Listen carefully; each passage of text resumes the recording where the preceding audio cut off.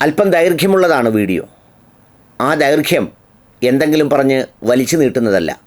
വെറും 15 ദിവസം മാത്രമായി ഇന്ത്യൻ പാർലമെൻറ്റിലേക്ക് വയനാട് നിന്ന് തിരഞ്ഞെടുക്കപ്പെട്ടു പോയ പ്രിയങ്ക ഗാന്ധി അക്ഷരാർത്ഥത്തിൽ കഴിഞ്ഞ ദിവസം പാർലമെൻറ്റിൽ താണ്ഡവമാടി. പറയേണ്ടതെല്ലാം വളരെ മധുരമനോഹരമായ ഹിന്ദി ഭാഷയിൽ ചെയറിനെ നോക്കി ഉറക്കെ വിളിച്ചു പറഞ്ഞു. അതിൽ എല്ലാം ഉണ്ടായിരുന്നു. 1000 വർഷങ്ങൾക്കപ്പുറമുള്ള ഭൂതകാലം, വർത്തമാനകാലം, ഭാവിയിലേക്ക് ഇന്ത്യ സഞ്ചരിക്കുന്ന ദിശ, ഇതൊക്കെ നിർഭയയായി പ്രിയങ്ക ഗാന്ധി പാർലമെൻറ്റിൽ നിന്ന് വിളിച്ചു പറഞ്ഞത് ഒരു ചരിത്രത്തിൻ്റെ പുനരാവർത്തനം പോലെയാണ് പലരും വിലയിരുത്തിയത്. ഉത്തരേന്ത്യൻ രാഷ്ട്രീയത്തിൽ ഹിന്ദി ഭാഷയുടെ മേൽ വളരെ ചടുലമായ കമാൻഡ് ഉണ്ടാവണം അവരോട് ആശയവിനിമയം നടത്താൻ.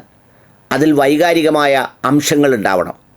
ഏതായാലും ഇന്ദിരാ പ്രിയദർശിനി അനുസ്മരിക്കും വിധം പ്രിയങ്ക ഗാന്ധി ഇന്നലെ തൻ്റെ പ്രഭാഷണം ആരംഭിച്ചത് ഈ രാജ്യത്തിനു വേണ്ടി വീരമൃത്യു വരിച്ച, ഇന്ത്യൻ പാർലമെൻറ്റിൻ്റെ സംരക്ഷണത്തിനു വേണ്ടി സ്വന്തം ജീവൻ വെടിഞ്ഞ അതിൻ്റെ സേവകരെയും അതിനെ സംരക്ഷിച്ചവരെയും ഒക്കെ ഓർത്തുകൊണ്ടാണ്.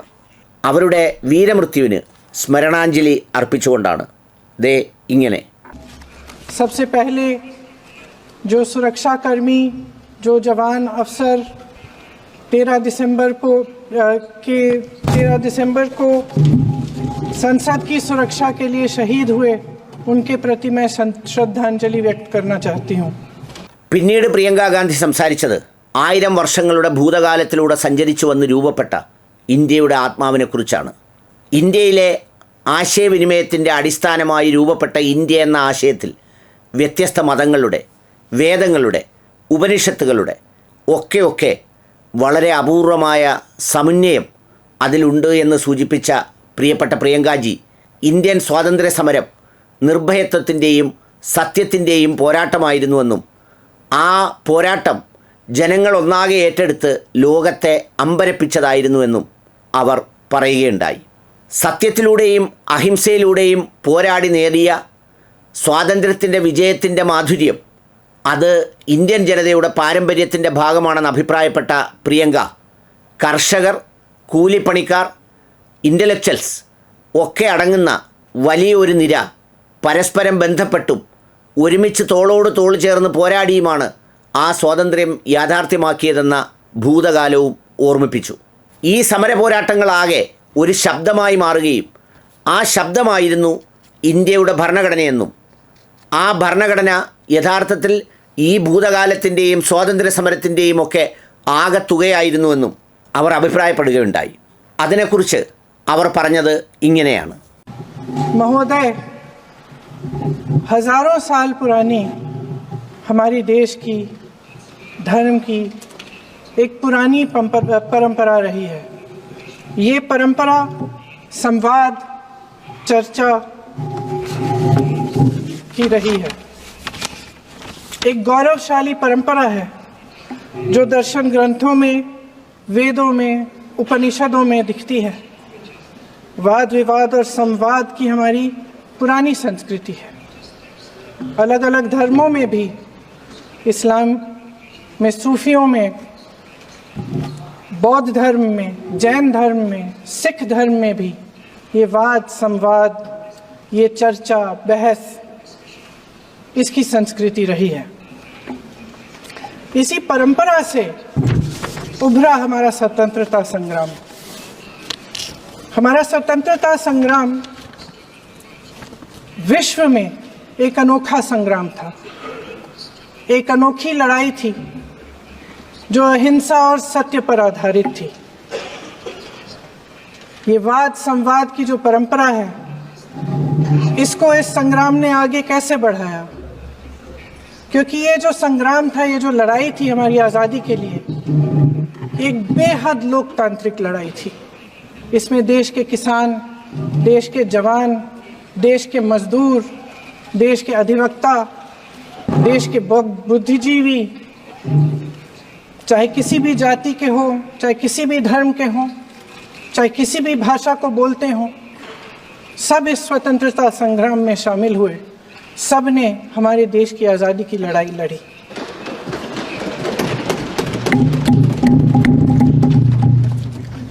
और उसी आज़ादी की लड़ाई से एक आवाज़ उभरी जो हमारी देश की आवाज़ थी।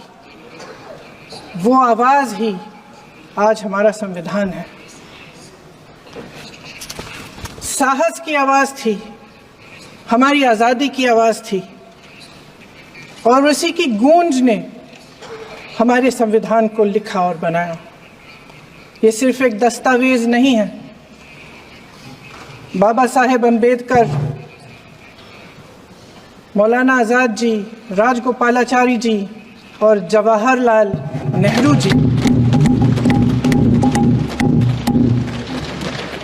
और उस समय के तमाम नेता, जैसे आपने कहा,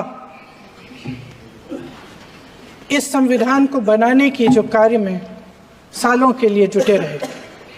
ഇന്ത്യ എന്ന ആശയം രൂപപ്പെട്ടതിന് പിന്നിൽ ഇസ്ലാം മതക്കാരൻ്റെയും സിഖ് മതക്കാരൻ്റെയും ബുദ്ധമതക്കാരൻ്റെയും ഹിന്ദുമതക്കാരൻ്റെയും ഒക്കെ സമന്വയങ്ങളുടെ ഭൂമിയാണ് എന്ന് അവകാശപ്പെട്ട പ്രിയങ്കാജി, ഇന്ത്യയിലെ അല്ലെങ്കിൽ ഓരോ ഭാരതീയൻ്റെയും ഉള്ളിൽ ജ്വലിക്കുന്ന ഒരു ദീപജ്വാലയുണ്ടെന്നും ആ ജ്വാലയാണ് ഇന്ത്യൻ ഭരണഘടനയെന്നും അഭിപ്രായപ്പെടുകയുണ്ടായി. ഈ ജ്വാല അവൻ്റെ അവകാശങ്ങൾക്ക് വേണ്ടി ശബ്ദമുയർത്താൻ അവനെ പ്രേരിപ്പിക്കുന്നു. അവൻ്റെ അവകാശങ്ങൾ ചോദിച്ചു വാങ്ങാൻ വേണ്ടി അവനെ പ്രേരിപ്പിക്കുന്നു. സർക്കാരുണ്ടാക്കാൻ വേണ്ടിയുള്ള കരുത്ത് നൽകുന്നതും അവൻ്റെ ഉള്ളിൽ നിറയുന്ന ഈ ഭരണഘടനയെന്ന ദീപജ്വാലയോടുള്ള അവൻ്റെ അടങ്ങാത്ത ഇഷ്ടമാണ്. അതേ ഇഷ്ടം ഉപയോഗിച്ച് തന്നെ അവൻ വേണമെങ്കിൽ അവനിഷ്ടമല്ലാത്ത സർക്കാരുകളെ മാറ്റുന്നു. ഈ രാജ്യത്തിൻ്റെ ഓരോ സമ്പത്തിലും അവൻ അവകാശം നൽകുന്നതും അവൻ്റെ സുരക്ഷിതമായ ഭാവിയെക്കുറിച്ചുള്ള അവൻ്റെ ബോധ്യങ്ങളെ ശക്തിപ്പെടുത്തുന്നതും ഇതേ ഭരണഘടനയാണ്. അതുള്ളിൽ ജ്വലിക്കുന്നിടത്തോളം അവനിൽ നിറയുന്ന ആത്മവിശ്വാസത്തെ ആർക്കും കെടുത്താനാകില്ലെന്ന് പ്രിയങ്ക ഗാന്ധി പാർലമെൻറ്റിനകത്ത് ഇങ്ങനെ പ്രസ്താവിക്കുകയുണ്ടായി. हमारा संविधान इंसाफ, उम्मीद, अभिव्यक्ति और आकांक्षा की वो ज्योत है जो हर हिंदुस्तानी के दिल में जलती है। अध्यक्ष महोदय, इस ज्योत ने हर एक भारतीय को ये पहचानने की शक्ति दी कि उसे न्याय मिलने का अधिकार है, कि उसमें अपने अधिकारों के लिए आवाज़ उठाने की क्षमता है, कि जब वो आवाज़ उठाएगा तो सत्ता को उसके सामने झुकना पड़ेगा।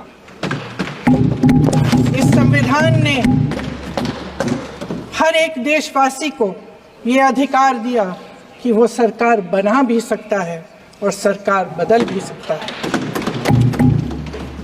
ये ज्योत जो हर हिंदुस्तानी के दिल में जलती है, उसने हर हिंदुस्तानी को ये विश्वास दिया कि देश की संपत्ति में, देश की दौलत में, संसाधनों में उसका भी हिस्सा है, कि उसे एक सुरक्षित भविष्य की उम्मीद का अधिकार है, कि देश बनाने में भी उसकी भागीदारी है। उम्मीद और आशा की ये ज्योत मैंने देश के कोने कोने में खुद देखी है. പിന്നീട് അവർ പറഞ്ഞത് ഉനാവോ എന്ന് പറയുന്ന ഗ്രാമത്തിൽ പോയി ഒരു ബലാത്സംഗത്തെ അതിജീവിച്ച് ജീവിക്കുന്ന അതിജീവിതയായ ഒരു മകളുടെ കഥയാണ്. അദ്ദേഹത്തിൻ്റെ പാഠം മുഴുവൻ ഈ പ്രതികൾ കത്തി നശിപ്പിച്ചു. ആ മകൾ ഒരു FIR ഇട്ട് കേസെടുക്കാൻ സ്വന്തം ജില്ലയിൽ പോയപ്പോൾ അവിടെ അനുവദിച്ചില്ല. അതുകൊണ്ട് മറ്റൊരു ജില്ലയിൽ പോയി FIR ഇടേണ്ടി വന്നു. അവളുടെ സഹോദരനെ ക്രൂരമായി മർദ്ദിച്ചു. എന്നിട്ടും അവൾ പറഞ്ഞത് അവൾക്ക് ഈ ഭരണഘടനയിൽ വിശ്വാസമുണ്ട്, ഈ നീതിപീഠത്തിൽ വിശ്വാസമുണ്ട്, നീതിക്ക് വേണ്ടിയുള്ള അവസാന ശ്വാസം വരെ ഞാൻ പോരാടുമെന്നാണ്. ഇപ്പോൾ എല്ലാ ദിവസങ്ങളിലും വൃദ്ധനായ പിതാവ് നേരം വെളുക്കുന്നതിന് മുമ്പ് നടന്ന് മറ്റൊരു ജില്ലയിലേക്ക് പോവുകയാണ്. സ്വന്തം മകളെ ഉപദ്രവിച്ച സാമൂഹ്യ വിരുദ്ധരെ ശിക്ഷിക്കണമെന്നാവശ്യപ്പെട്ടുകൊണ്ട് നിരാശയില്ലാതെ നിർഭയമായി അവരെ പോരാടാൻ പ്രേരിപ്പിക്കുന്നത് ഇന്ത്യൻ ഭരണഘടനയെന്ന നമ്മുടെ ഈ സംവിധാനത്തിലുള്ള അവരുടെ വിശ്വാസമാണ് എന്നത് പ്രിയങ്ക ഗാന്ധി ഇങ്ങനെ പറഞ്ഞു. उन्नाव में मैं एक रेप पीड़िता के घर गई, उसे जलाकर मार डाला था। वो शायद 20-21 साल की होगी। हम सब के बच्चे हैं। हम सोच सकते हैं कि अगर हमारी बेटी के साथ बार बार बलात्कार हुआ, और फिर जब वो अपनी लड़ाई लड़ने के लिए गई तो उसको जलाकर मार डाला गया होता तो हम पर क्या बीतती। मैं उस बच्ची के पिता से मिली, उसके खेत जलाए गए थे, उसके भाइयों को पीटा गया था, उसके पिता को बाहर से घर के बाहर घसीट कर मारा गया था। उस पिता ने मुझे बताया कि बेटी, मुझे न्याय चाहिए। मेरी बेटी अपने एफआईआर को दर्ज करने के लिए जब जिले में गई तो उसको मना किया गया, अगले जिले में जाना पड़ा उसे। वो रोज सुबह 6 बजे उठकर तैयार होकर अकेली अपने मुकदमे को लड़ने के लिए अगले जिले में ट्रेन से जाती थी। उसके पिता ने मुझे कहा कि मैंने उससे कहा, बेटी अकेले मत जाओ, छोड़ दो ये लड़ाई, लेकिन उसकी बेटी ने उसको जवाब दिया कि नहीं पिताजी, मैं अकेली जाऊंगी, मैं लड़ूंगी, ये मेरी लड़ाई है, मैं इसको लड़ूंगी। ये लड़ने की क्षमता, ये हिम्मत उस लड़की को और करोड़ों भारत की नारियों को हमारे संविधान ने दी। നമ്മുടെ ഭരണഘടന രാജ്യത്തെ പൗരന്മാർക്ക് നൽകുന്ന ഒരു സുരക്ഷിതത്വ കവചമുണ്ട്. ആ കവചം കഴിഞ്ഞ 10 വർഷമായി നിങ്ങൾ പലതരത്തിലും ബ്രേക്ക് ചെയ്യുകയാണ്, അതിനെ ദുർബലപ്പെടുത്തുകയാണ്. അത് ക്ഷമിക്കാനാവുന്ന കുറ്റമല്ല, അത് രാജ്യം പൊറുക്കുന്നതുമല്ല. अध्यक्ष महोदय, हमारे देश के करोड़ों देशवासियों के संघर्ष में, अपने अधिकारों की पहचान में, इनकी कठिन से कठिन परिस्थितियों से लड़ने की अपार हिम्मत में और देश से न्याय की अपेक्षा में हमारे संविधान की ज्योत जल रही है। मैंने हमारे संविधान की ज्योत को जलते हुए देखा है और इसके साथ साथ ये भी समझा है कि हमारा संविधान एक सुरक्षा कवच है, एक ऐसा सुरक्षा कवच है जो देशवासियों को सुरक्षित रखता है, न्याय का कवच है, एकता का कवच है और अभिव्यक्ति की आज़ादी का कवच है। दुख की बात यह है कि मेरे सत्ता पक्ष के साथी जो बहुत बड़ी बड़ी बातें करते हैं, इन्होंने इन 10 सालों में ये सुरक्षा कवच, सत्ता पक्ष के मेरे साथियों ने ये सुरक्षा कवच तोड़ने का पूरा प्रयास किया है. പിന്നെ പറഞ്ഞത് ചെറുപ്പത്തിൽ കേട്ട ഒരു രാജാവിൻ്റെ കഥ, പരിഹാസ്യനായ രാജാവിൻ്റെ കഥ, തിരിച്ചറിയാനാകാതായി പോകുന്ന ഒരു രാജാവിൻ്റെ കഥയാണ്. एक कहानी होती थी अध्यक्ष महोदय, शायद बचपन में आपने भी सुनी होगी. राजा भेष बदलकर बाजार में आलोचना सुनने जाता था. ये सुनने जाता था कि प्रजा मेरे बारे में क्या कह रही है, मैं सही रास्ते पे चल रहा हूँ कि नहीं. लेकिन आज का राजा, भेष तो बदलते हैं आज के राजा, शौक तो है उनको भेष बदलने का, लेकिन ना जनता के बीच जाने की हिम्मत है और ना आलोचना सुनने की. തൻ്റെ കന്നിപ്രസംഗത്തിലൂടെ ഈ യാഥാർത്ഥ്യങ്ങൾ തുറന്നു കാട്ടിയ പ്രിയങ്ക ഗാന്ധി ആഗ്രയ്ക്കടുത്ത് അരുൺ വാൽമീകി എന്ന് പറയുന്ന ഒരാളിൻ്റെ വീട്ടിൽ പോയ കഥ പറഞ്ഞു. അരുൺ വാൽമീകി എന്ന് പറയുന്ന അദ്ദേഹം പോലീസ് സ്റ്റേഷനിൽ വൃത്തിയാക്കുന്ന ജോലി ചെയ്യുന്ന ആളായിരുന്നു. പോലീസ് സ്റ്റേഷനിൽ നിന്ന് എന്തോ മോഷണം പോയപ്പോൾ ആ മോഷണക്കുറ്റം ഇദ്ദേഹത്തിൻ്റെ മേൽ ആരോപിച്ചു. കുടുംബത്തെ ഒന്നാകെ വിളിച്ച് പോലീസ് സ്റ്റേഷനിൽ വരുത്തി, പൊതിരെ തല്ലി. അരുൺ വാൽമീകി എന്ന് പറയുന്ന ആ മനുഷ്യൻ്റെ നഖം പോലും അടിച്ചു പിഴുതെടുത്തു. അയാൾ കൊല്ലപ്പെട്ടു. അയാളുടെ ഭാര്യ ഇന്ന് നീതിക്ക് വേണ്ടി പോരാടുന്നത് ഇതേ ഭരണഘടനയിൽ വിശ്വസിച്ചാണ്.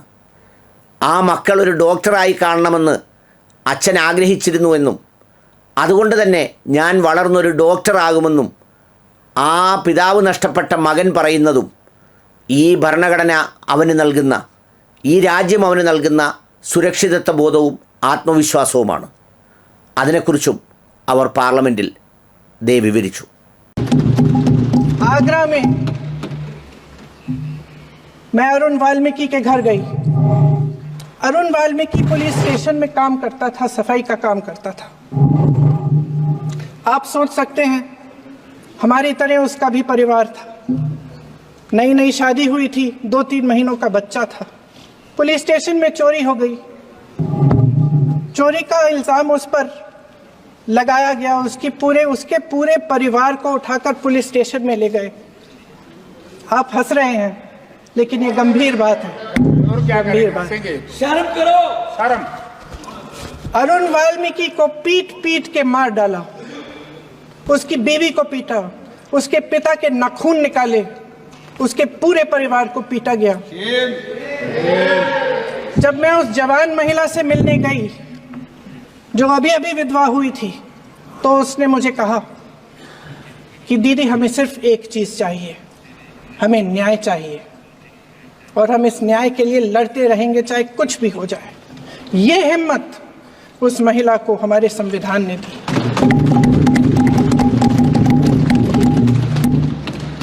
संभल के कुछ लोग आए थे हमसे मिलने जो मृतकों के परिवार के सदस्य थे। उसमें 2 बच्चे थे, अदनान और उजैर। अब सुनिए, उसमें 2 बच्चे थे, अदनान और उजैर। एक बच्चा मेरे बच्चे की उम्र का है, दूसरा उससे छोटा 17 साल का है। दर्जी के बेटे थे।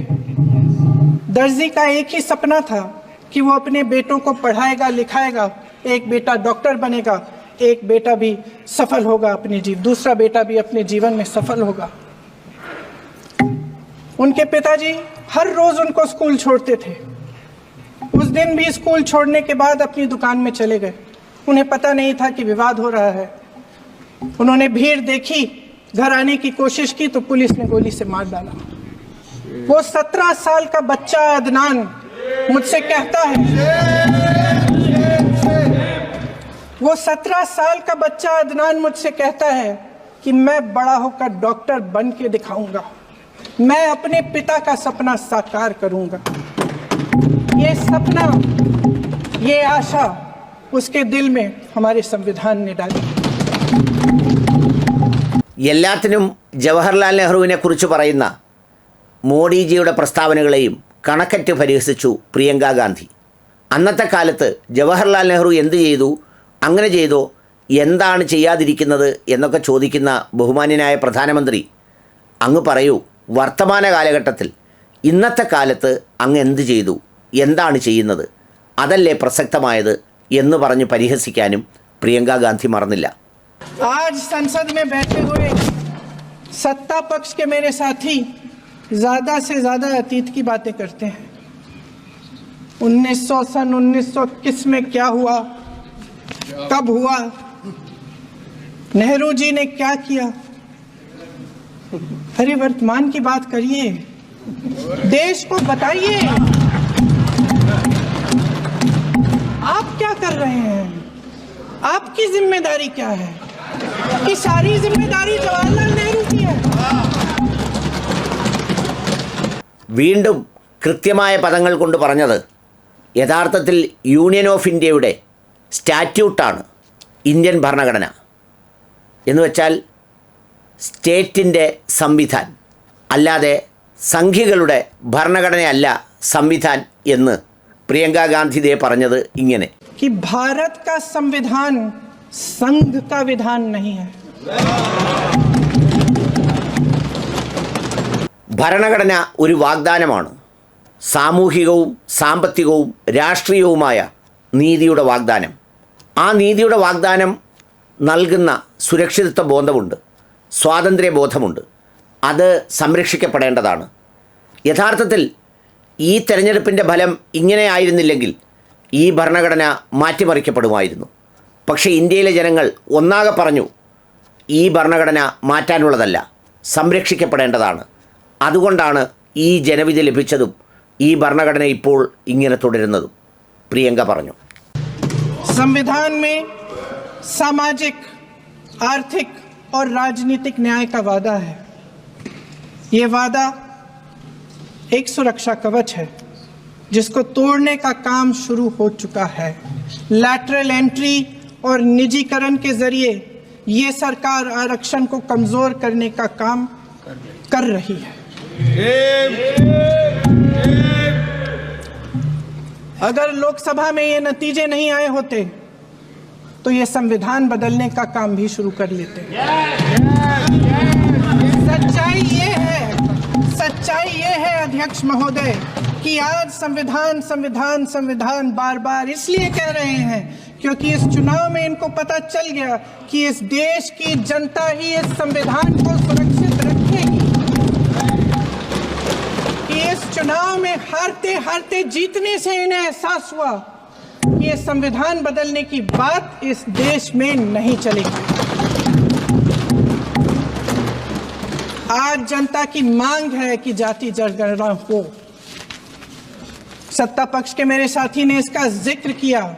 ये जिक्र भी आज इसलिए हो रहा है क्योंकि चुनाव में ये नतीजे आए। ये जाति जनगणना इसलिए जरूरी है ताकि हमें पता चले कि किसकी क्या स्थिति है और नीतियां उस हिसाब से बने।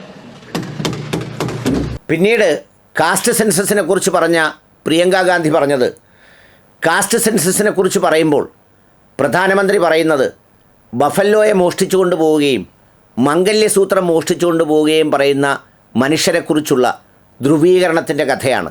ലാറ്ററൽ എൻട്രിയിലൂടെയും അതുപോലെ തന്നെ പ്രൈവറ്റൈസേഷനിലൂടെയും സംവരണമടക്കമുള്ളവ ദുർബലപ്പെടുത്തുന്നതുകൊണ്ട് രാജ്യത്ത് കാസ്റ്റ് സെൻസസ് അനിവാര്യമാണ്, ആവശ്യമാണെന്ന് പ്രിയങ്ക ഗാന്ധി അടിവരയിട്ട് പറഞ്ഞു. इनकी गंभीरता का प्रमाण ये है कि जब चुनाव में पूरे विपक्ष ने जोरदार आवाज उठाई कि ये जाति जनगणना होनी चाहिए, तो इनका जवाब देखिए। इनका जवाब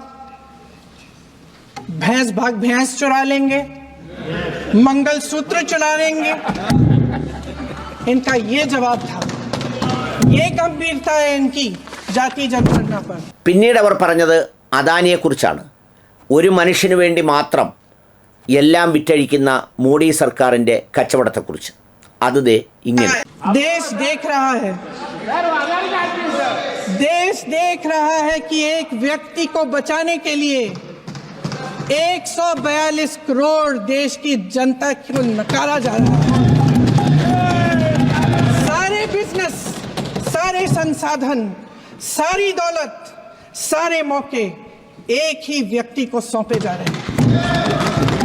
सारे बंदरगाह, एयरपोर्ट्स, सड़कें, रेलवे का काम, कारखाने, खदाने, सरकारी कंपनियां सिर्फ एक व्यक्ति को दी जा रही है।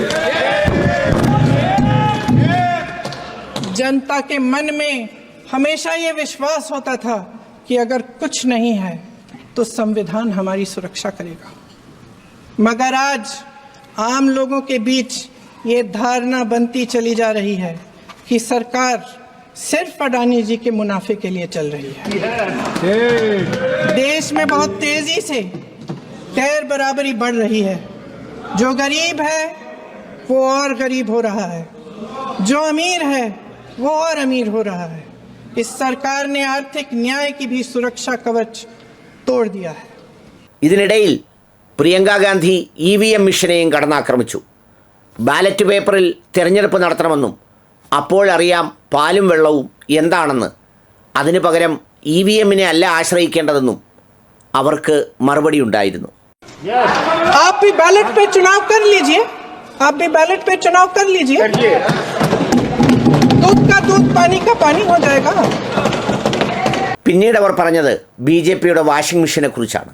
തങ്ങളോടൊപ്പം ഉണ്ടായിരുന്നവർ അപ്പുറത്തെത്തിയപ്പോൾ ആ വാഷിംഗ് മെഷീനിൽപ്പെട്ട് വൃത്തിയായെന്ന് പരിഹാസപൂർവ്വം പറഞ്ഞു. देश की जनता जानती है कि इनका हंसती है, जानती है कि इनके यहाँ तो वॉशिंग मशीन है.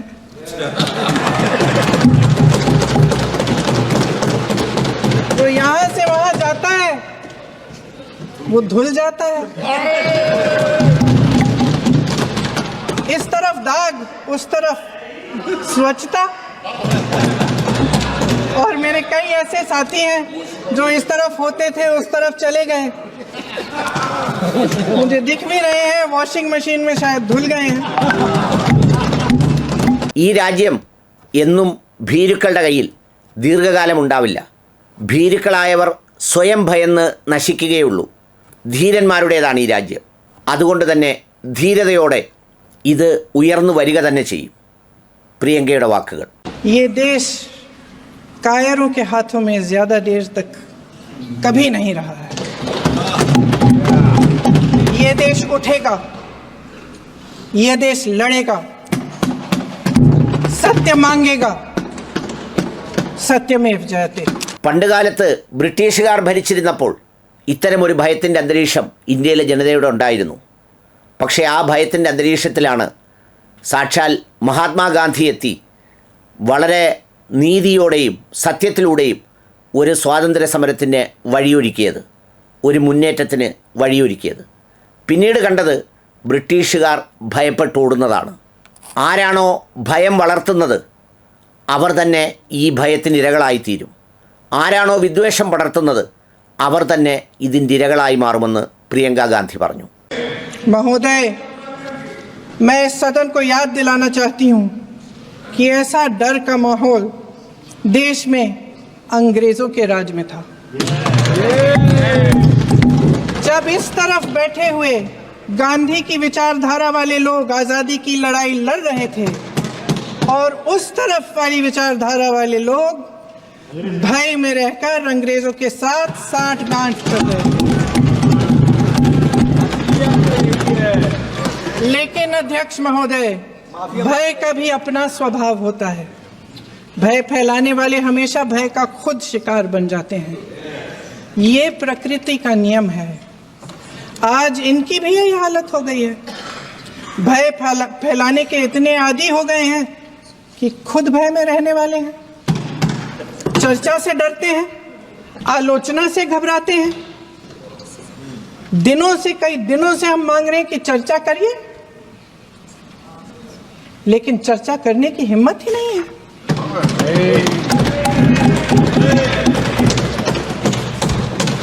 അവരുടെ പ്രസംഗം അവസാനിപ്പിച്ചത് സംഭാലും ഹത്രാസും മണിപ്പൂരും പറഞ്ഞുകൊണ്ടാണ്.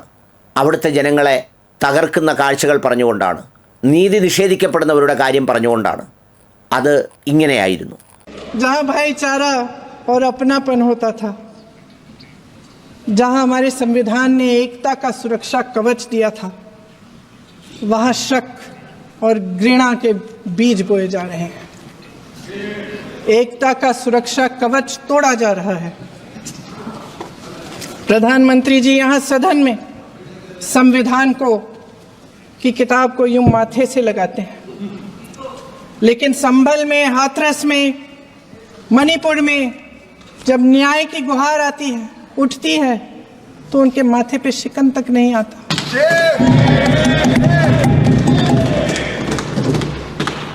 शायद समझ नहीं पाए हैं कि भारत का संविधान संघ का विधान नहीं है.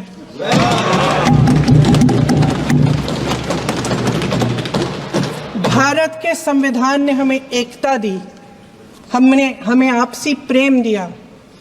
उस मोहब्बत की दुकान जिस पर आपको हंसी आती है, उसके साथ करोड़ों देशवासी चले. करोड़ों देशवासियों के दिल में एक दूसरे के लिए प्रेम है, घृणा नहीं है.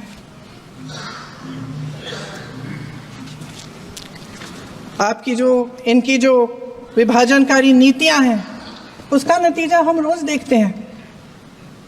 राजनीतिक फायदे के लिए संविधान को छोड़िए, देश की एकता को भी ये रख नहीं सकते, इसकी सुरक्षा नहीं कर सकते. हमने संभल में देखा, मणिपुर में देखा. ചുരുക്കത്തിൽ എല്ലാ വിഷയങ്ങളെക്കുറിച്ചും വളരെ കുറഞ്ഞ സമയം കൊണ്ട് മനോഹരമായി പാർലമെൻറ്റിൽ നല്ല ഹിന്ദിയിൽ അവതരിപ്പിച്ചു അവർ. ഏറ്റവും ഒടുവിൽ വയനാട്ടിലെ ദുരന്ത സമയത്തൊരു കുഞ്ഞിൻ്റെ ധീരതയെക്കുറിച്ച് പറയാനും അവർ മറന്നില്ല. 6 മണിക്കൂറോളം സ്വന്തം അമ്മയെ ഒഴുകിപ്പോകാതെ ധീരമായി പിടിച്ചു നിർത്തിയ ഒരു ബാലൻ്റെ കഥ. അത്തരം ധീരരായ മക്കളുടെ രാജ്യമാണ് ഇന്ത്യയെന്നും ആ ധൈര്യം, ആ കരുത്ത്, ആ വിശ്വാസമൊക്കെ നൽകുന്നത് ഈ രാജ്യത്തിൻ്റെ ഭരണഘടനയും ഈ രാജ്യമെന്ന ആശയവുമാണെന്ന് പറഞ്ഞുകൊണ്ടാണ് അവർ അവരുടെ പ്രസംഗം മുഴുമിപ്പിച്ചത്. ഏതായാലും പാർലമെൻറ്റിലെ അവരുടെ അരങ്ങേറ്റം ശ്രദ്ധേയമായി എന്നത് എല്ലാ മാധ്യമങ്ങളും സാമൂഹ്യ മാധ്യമങ്ങളും എടുത്തു പറയുന്നുണ്ട്. वायनाड में जो आपदा आई उसमें एक छोटा लड़का था 17 साल का.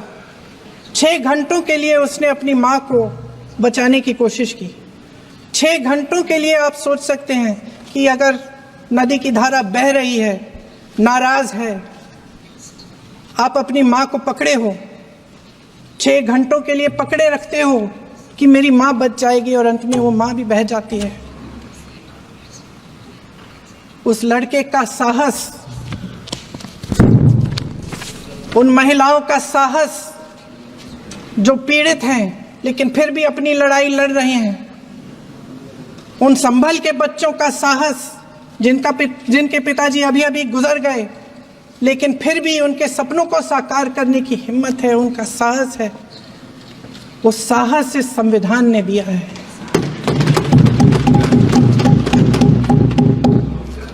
वो आत्मविश्वास इस संविधान ने दिया है. ये देश भय से नहीं चल सकता, ये देश साहस से ही चलेगा. भय की भी सीमा होती है और जब वो सीमा पार हो जाती है, जब किसी को इतना दबाया जाता है कि उसको लगने लगता है कि अब मेरे पास खोने के लिए कुछ नहीं है, तब उसमें एक ऐसी शक्ति पैदा होती है जिसके सामने कोई कायर खड़ा नहीं हो सकता.